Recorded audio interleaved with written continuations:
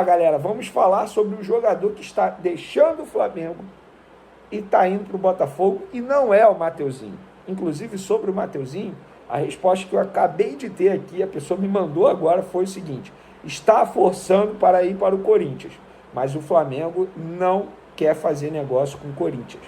Então, a vida do Mateuzinho segue indefinida depois do Botafogo ter tirado o time de campo, tá?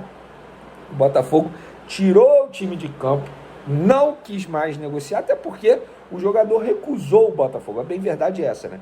Deu prioridade ao Corinthians. Eu acho que a postura do Botafogo foi correta. Se o jogador não topou o projeto em nenhum momento, sempre deu prioridade ao outro clube, por que o Botafogo tem que ficar tentando a contratação desse jogador? O Mateuzinho quer ir para o Corinthians, está forçando o Corinthians. O Flamengo não quer fazer negócio com o Corinthians. Em cima disso, muita gente me perguntou sobre o Pablo. Ontem a gente falou que o Corinthians, de fato, demonstrou interesse no Pablo, demonstrou, o Flamengo não quis abrir negociação, pelo contrário, o Flamengo não quer fazer negócio com o Corinthians, a relação ficou estremecida depois da situação envolvendo o próprio Mateuzinho, a nota oficial que o Corinthians soltou, criticando o Flamengo, botando a culpa no Flamengo pela não permanência do Mateuzinho por lá. Então a negociação subiu no telhado em relação a Pablo, porque o Flamengo não quis conversar com o Corinthians. Mas veio um outro clube que o Flamengo tem uma ótima relação, o Flamengo quis e já fechou a situação. Inclusive o Corinthians vai atrás do zagueiro Lianco, tá? A informação que eu tenho é essa, vinda lá do Corinthians. Vai atrás do zagueiro Lianco. Venê, nós não avançamos no Pablo, o Flamengo não quis avançar na negociação, estamos pensando no Lianco. E o Pablo está indo para o Botafogo, por empréstimo, sem opção de compra, como acabamos de soltar aqui nas redes sociais. O Botafogo acertou a contratação do zagueiro Pablo junto ao Flamengo por empréstimo. Documentos, inclusive, já foram trocados entre os clubes. Empréstimo de graça e sem opção de compra. Corinthians sondou, mas não avançou. O Santos quis, com direito à ligação do técnico Fábio Carille, mas a situação não avançou. O Alvinegro Carioca, na visão do atleta e seus representantes, foi a melhor opção. E por que foi a melhor opção? Ele continua tendo um contrato com o Flamengo, ao que ele não queria abrir mão. A verdade é essa, o contrato dele com o Flamengo é maravilhoso, gente. Um bom salário, ganha em dia, ele vai abrir mão disso? E no Botafogo ele continua no Rio de Janeiro. Não tem processo de mudança, algo que ele não queria. Não tem processo de readaptação em outro lugar, algo que ele não queria. E no Botafogo ele vê a oportunidade perfeita para continuar jogando. Aqui no Flamengo ele não ia jogar. Quando eu digo aqui no Flamengo, mencionando Rio de Janeiro, mas o Botafogo também é aqui. Mas enfim, no Flamengo ele não seria utilizado pela comissão técnica do Tite, tanto é que não viajou para Orlando, tanto é que não está em Belém nesse momento, com a delegação que vai entrar em campo daqui a pouco, diante do Sampaio Correia. Ele não está sendo utilizado. E para o Pablo, maravilhoso. Para o Flamengo, também maravilhoso.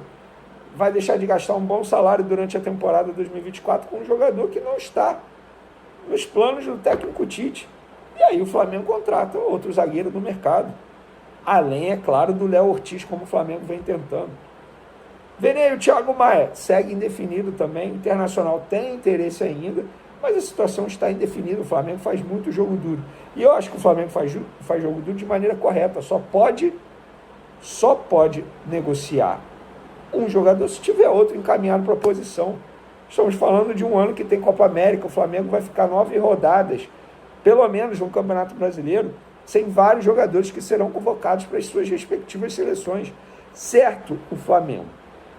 Vamos lá, galera. Vou começar falando sobre Marcos Braz. Após o vídeo divulgado nas últimas horas, tá, da situação, da briga dele em setembro com um torcedor do Flamengo em um shopping aqui no Rio de Janeiro, ele alegando, enfim, ele deu o discurso dele em entrevista coletiva e a imagem acabou mostrando, na verdade, que o que ele disse de fato não foi verdade.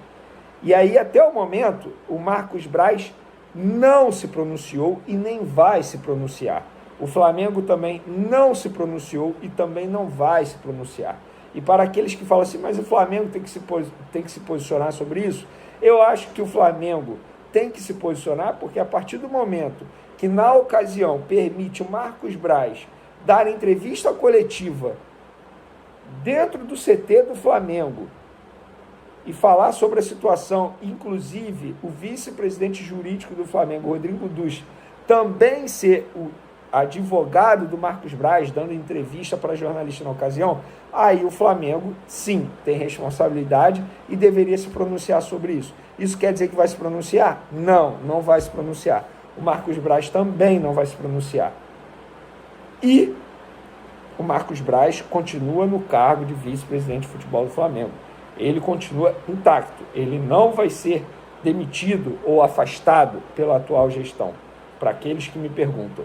Mas, nos corredores da Gávea, nos bastidores do clube, lembrando que estamos vivendo um ano político no Flamengo, um ano eleitoral. E ano eleitoral não é igual a qualquer ano, não é um ano comum, muito menos no Flamengo. E um grupo de conselheiros do Flamengo fez um requerimento nessa quarta-feira com o objetivo de instaurar uma comissão de inquérito e com um pedido para que Marcos Braz seja suspenso do quadro social do clube. Eu tive acesso ao documento e um trecho do documento diz o seguinte, abre aspas, diante da gravidade dos fatos e dos enormes prejuízos que estes causaram à imagem do Flamengo, os requerentes esperam que este Conselho de Administração apure e julgue o associado Marcos Braz, aplicando a penalidade de suspensão do quadro social. O documento aponta também que Marcos Braz, que é grande benemérito do Flamengo, infringiu o estatuto do clube. E esse documento, essa petição, enfim, ela foi assinada por Walter Monteiro, que já foi candidato à presidência do Flamengo, Júlio Rames, ou Júlio James, confesso que eu não sei pronunciar, Rodrigo Rotzi, Ruben Ricardo Azevedo e Thiago Ramos. Tá? No documento também são indicados alguns artigos das leis ali do Estatuto do Flamengo que ele supostamente quebrou. Dentre eles, o artigo 39, que é praticar vias de fato, ou seja, brigar, né? A verdade é essa. O 50, o artigo 50, praticar auto grave de indisciplina social ou desportiva. E também o 51, praticar ato delituoso. E o 69, que indica que vice-presidentes respondem por prejuízo à imagem do clube. E, de fato, prejudicou a imagem do Flamengo. O grupo também alegou o uso do Flamengo para a defesa do dirigente. Olha, vou te falar, foi o caso aqui que eu acabei de mencionar, da utilização, digamos assim, do Rodrigo Dus, vice-presidente jurídico, lá na delegacia, sendo defensor do Flamengo, sendo defensor do Marcos Braz, ele também como um dirigente do Flamengo, teve até transmissão na Flá TV, enfim. Agora é acompanhar, a gente traz aí todas as informações para vocês sobre esse caso.